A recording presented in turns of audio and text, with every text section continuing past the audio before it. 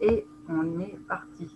Et Lauriane qui nous rejoint. Sois la bienvenue, Lauriane. Soyez tous les bienvenus sur... Bonjour. Bonjour Lauriane. Bonjour Lauriane. Bonjour. Donc aujourd'hui, on va parler de la stratégie de recherche d'alimentation, la stratégie optimale. En fait, ça répond à la question de pourquoi est-ce qu'on mange autant aujourd'hui, ce qui ne va pas forcément avec nos dépenses. Donc, c'est une petite vidéo. A priori, aujourd'hui, je voulais finir l'histoire de l'alimentation pour compléter toute cette semaine, en fait, qui, elle, a été plutôt longue, mais bon, il y avait quelques années d'histoire à raconter quand même un petit peu. Et en fait, cette vidéo, c'est pour vous expliquer un des concepts qui résume très très bien, même, j'allais dire assez bien, mais très très bien, les piliers de l'alimentation des chasseurs-cueilleurs, dont on a parlé cette semaine. Et il s'agit en fait de ce que l'on appelle, c'est un nom qui a été donné, c'est un nom scientifique, la stratégie optimale de recherche de nourriture. Alors, peut-être vous allez me dire, Christine, je me moque complètement de tes conseils anthropologiques. Voilà, ce qui m'intéresse, c'est moi. Dans ma vie moderne, aujourd'hui, et ben, justement, c'est un concept qui pour moi est très très important à comprendre et qui explique en fait tous nos comportements alimentaires passés comme nos comportements alimentaires actuels. Et ça permet surtout d'expliquer beaucoup de choses, notamment sur nos aptitudes. La stratégie optimale de recherche de nourriture, ou alors ce qu'on appelle en anglais Optimal Foraging Theory, OFT, c'est un concept très utile pour comprendre les comportements de recherche d'aliments. Et alors, je vais utiliser l'acronyme OFT, hein, si vous me le permettez, comme ça, pour le reste de la vidéo, ce sera plus facile. Ça ira beaucoup plus vite à dire qu'à chaque fois, recherche, etc. Donc, l'OFT, c'est un modèle développé par des biologistes, par des anthropologues dans les années 1960, par là. Pour le comprendre, je vais citer un anthropologue de référence, un anthropologue américain qui s'appelle Hermann Ponzer, qui dit une phrase peut-être philosophique, mais si on la traduit bien mot à mot, qu'on va chercher derrière ce que ça veut dire, c'est intéressant. Il dit « La vie est le jeu de transformer l'énergie en enfant. » Vous savez comment c'est un enfant? Voilà. Donc, notre corps humain, la vie en général, va chercher l'énergie pour la transformer en enfant, c'est-à-dire en création active, continue. Donc, tenir les...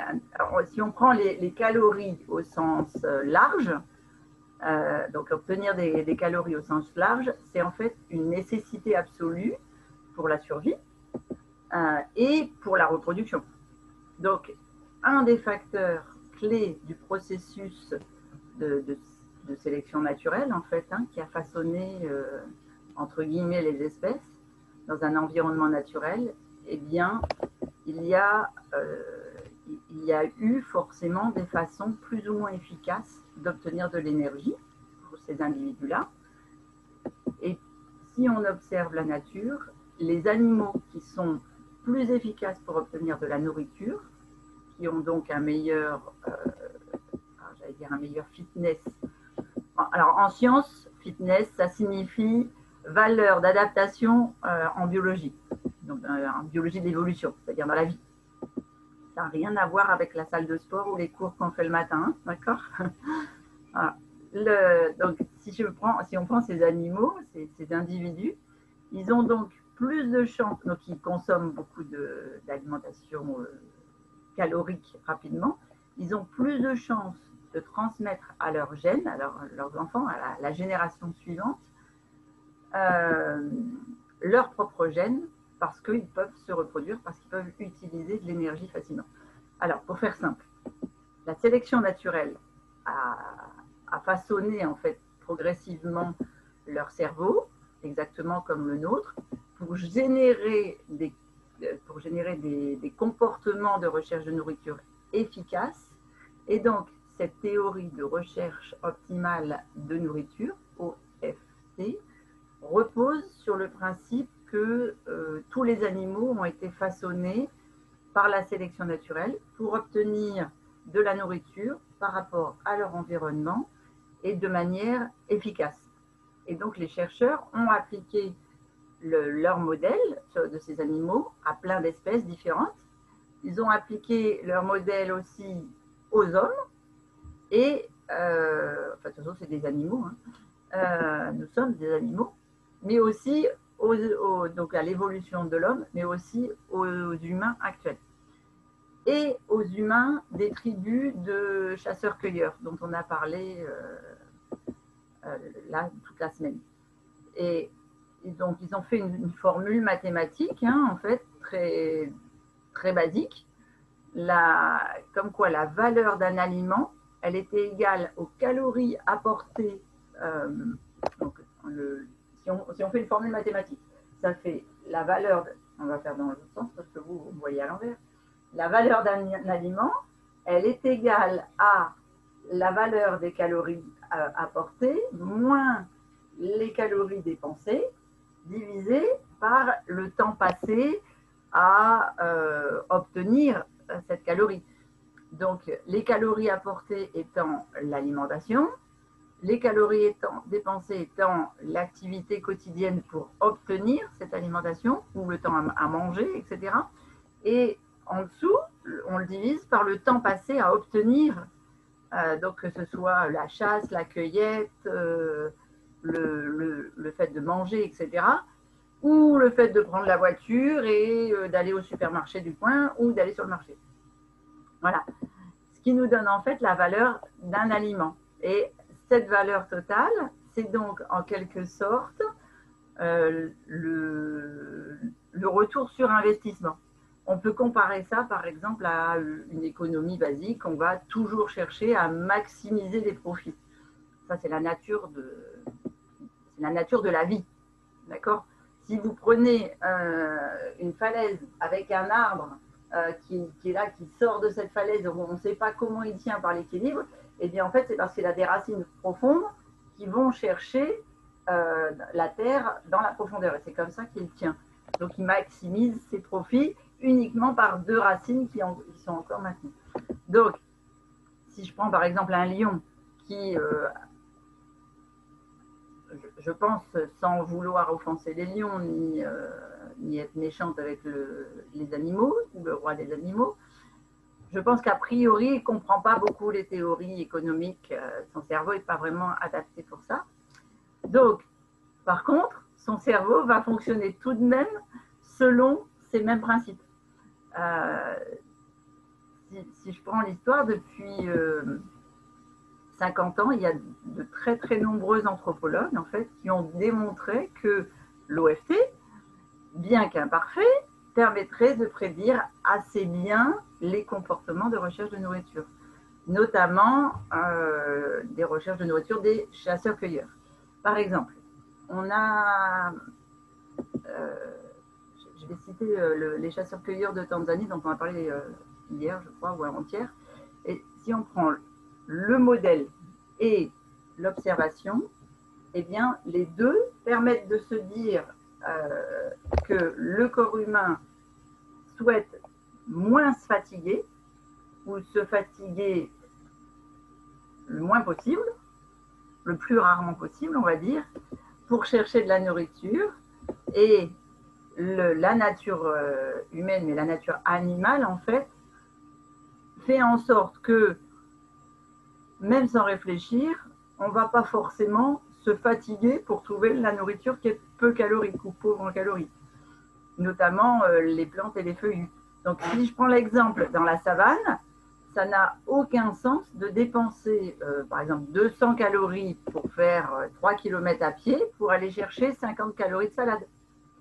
Si on observe les chasseurs-cueilleurs de Tanzanie, les Hadza, dont on a parlé cette semaine, hier même, cette population en fait, de chasseurs-cueilleurs tanzaniens, si je prends un homme, il va partir chasser par exemple les koudous, qui sont une sorte de grosses antilopes de Tanzanie, parce que même si la chasse va lui prendre toute une journée, plusieurs heures, qu'elle va être longue et épuisante, le retour sur investissement en termes de calories est absolument énorme.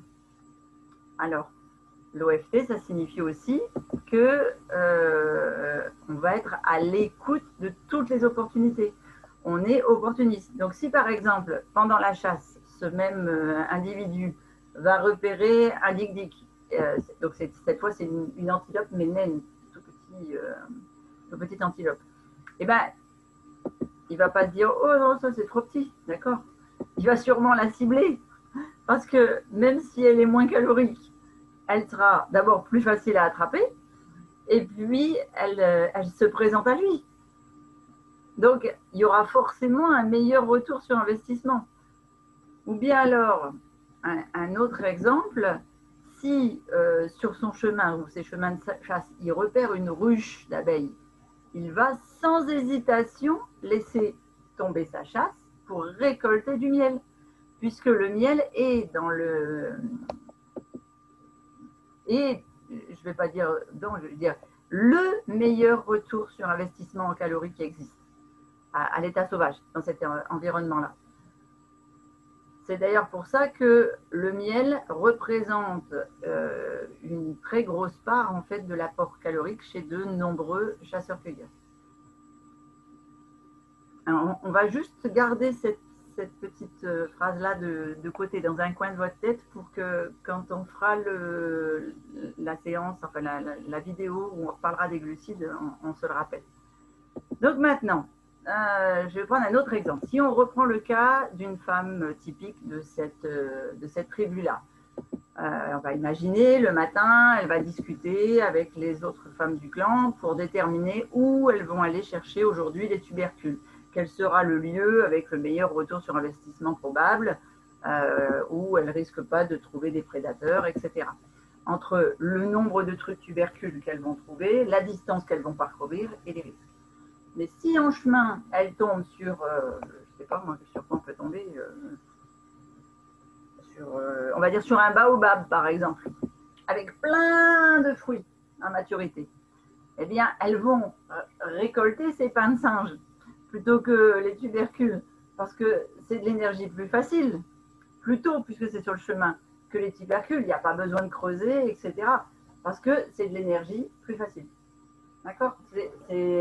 On va parler peut-être de logique, mais c'est dans la nature de prendre les choses plus faciles et moins fatigables.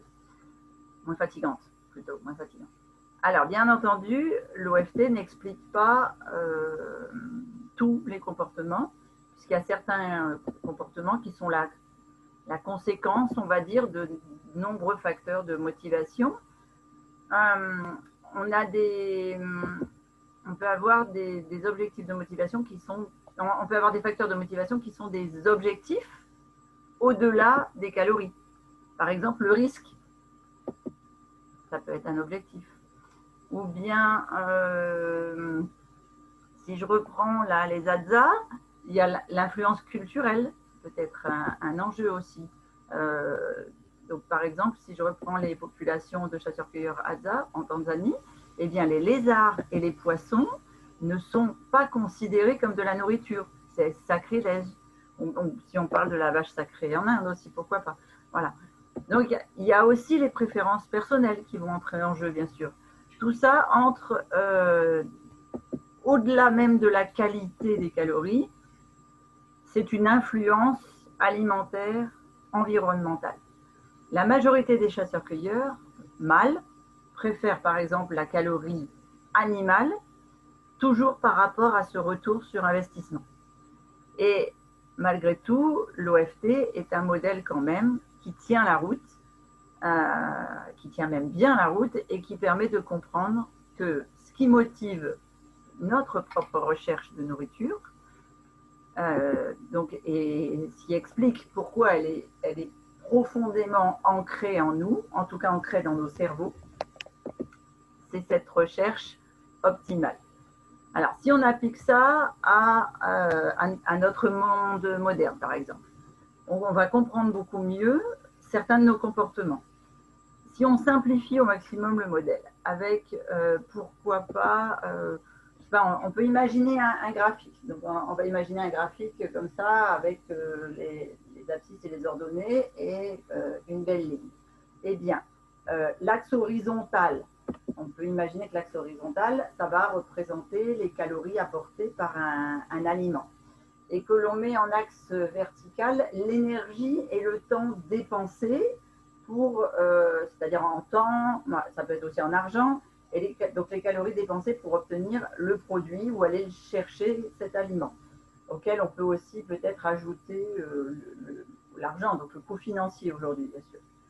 Eh bien, si on trace une ligne ici, là, tout ce qui va être au-dessus de cette ligne ne sera pas rentable. On va mettre par exemple des brocolis, parce que c'est le seul endroit pour vous pour acheter, si je prends, alors si on imagine ce graphique, puis qu'en haut on met des brocolis, puis en bas on va mettre les chips.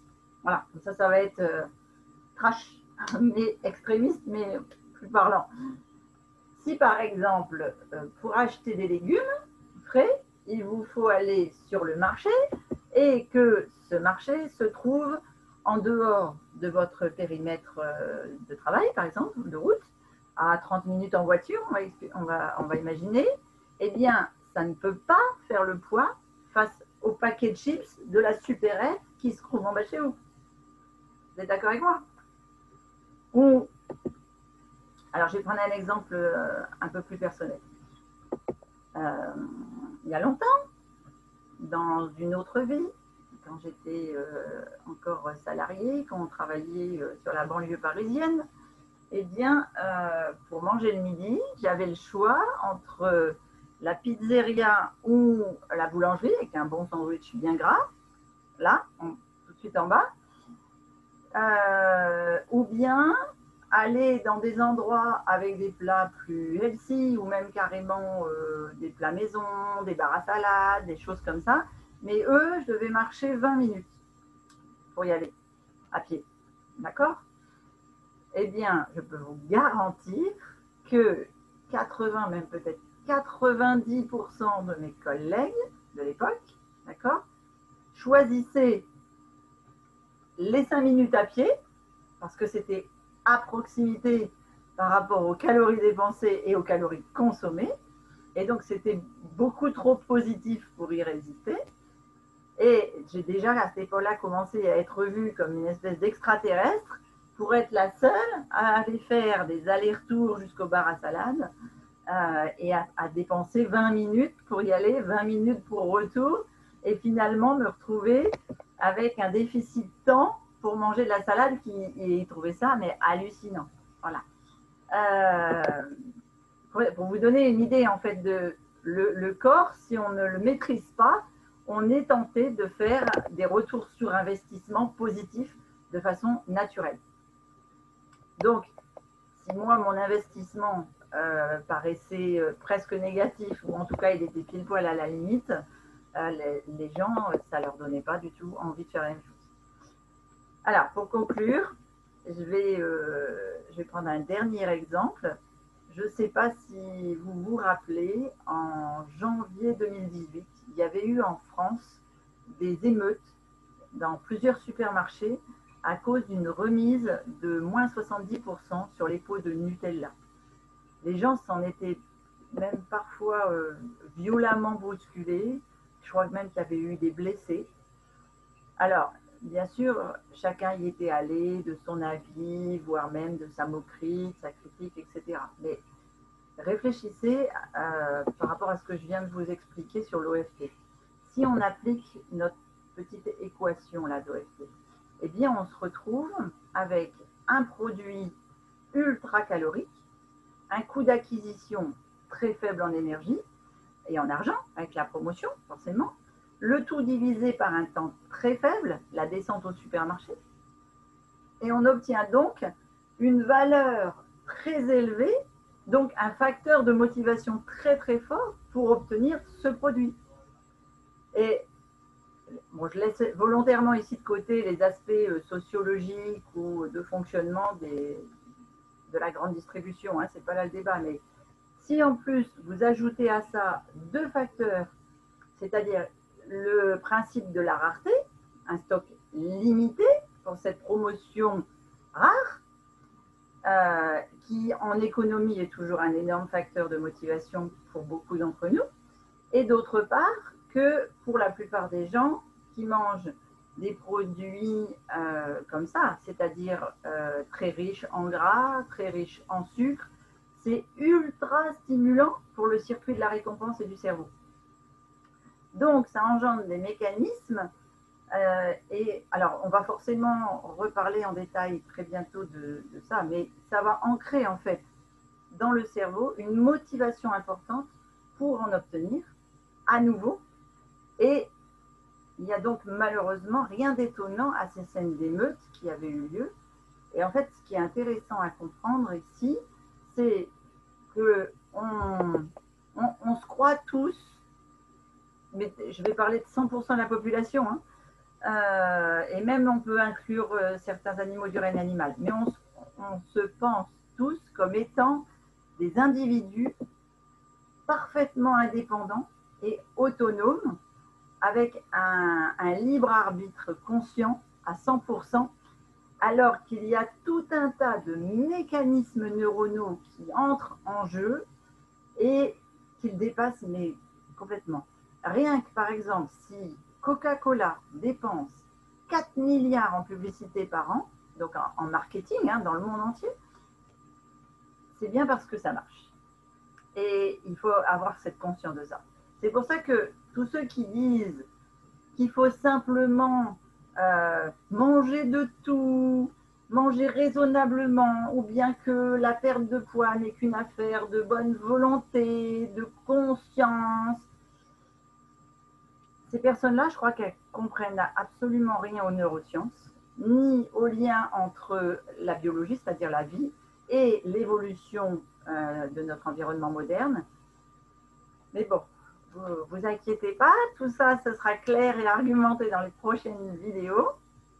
Et je voulais juste faire un premier lien avec ce que je vous ai raconté toute cette semaine et les prochaines vidéos que je vais vous offrir. Voilà, c'est tout pour aujourd'hui. On va arrêter là aujourd'hui. Moi, je vous dis à demain, bien sûr, pour ceux qui le souhaitent. On va essayer de comprendre demain pourquoi cuisson, tubercules, chasse, etc. Ça a créé notre alimentation. Mais aujourd'hui, je voulais surtout que vous compreniez pourquoi nos comportements ne sont pas maîtrisables à 100%, comme on dit. Et en gros, pourquoi on n'est pas forcément responsable de nos prises de poids ou de notre sous-poids ou de notre stress, etc. Voilà, voilà. Donc, j'ai fini ma semaine de live sur l'histoire de l'alimentation. Demain, je fais encore le live sur la page Facebook, mais à partir de la semaine prochaine, ce sera en privé pour ceux qui le souhaitent. Je ne rediffuserai plus en live sur Facebook. Voilà, tout simplement. Donc, il faudra demander le lien pour venir nous rejoindre et je continuerai de vous former, de vous informer comme ça. Voilà. Je vous fais des gros bisous. Pensez à poser vos questions sous la vidéo si vous avez besoin et si vous en avez envie ou à me demander un rendez-vous en privé. Est-ce que vous avez des questions, les filles? Moi, j'avais une question, Christine. Dis-moi tout. Quand on va au supermarché, donc la dépense est la même qu'on achète des choses bonnes ou de la salade ou des choses moins bonnes pour notre santé, et pourtant on choisit souvent des trucs. Alors, est-ce que tu es sûr? Regarde, pour pouvoir avoir une assiette dans laquelle tu vas avoir, je vais dire, 500 calories, si tu vas au rayon fruits et légumes, il va te falloir une salade, 2 carottes, on va dire, peut-être 3 pommes de terre. Et puis, si tu si tu y mets de la viande ou si tu y mets des œufs ou du poisson ou bien des noix de cajou, des choses comme ça, enfin une protéine en plus, d'accord, il va te falloir à peu près 6 à 7 ingrédients pour te faire une assiette de 500-600 calories qu'il va falloir en plus que tu prépares en dépense énergétique. Tu vas avoir une dépense énergétique de préparation. D'accord? Ouais. Si tu vas dans ce même supermarché et que tu as je sais pas, une boîte de macédoine de légumes et puis à côté du confit de canard ou bien, peu importe.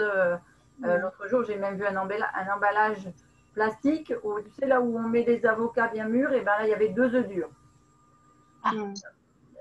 Mais donc, tu peux trouver de tout en fait. D'accord? Si tu n'as pas de cuisine, tu peux trouver de tout. Alors, je sais bien, je suis dans un lieu touristique et de vacances, donc les gens n'ont pas forcément de cuisine et je pense que c'est pour ça qu'il y a ce genre de plat préparé. Mais, donc, tout ça pour te dire que au niveau de la dépense énergétique, tu ouvres 2 boîtes que tu mets dans une casserole, elle sera moindre que de devoir tout découper tes légumes, les préparer, etc. Oui, je comprends. Tu comprends? Ouais. C'est là qu'intervient l'OFT en fait. Oui.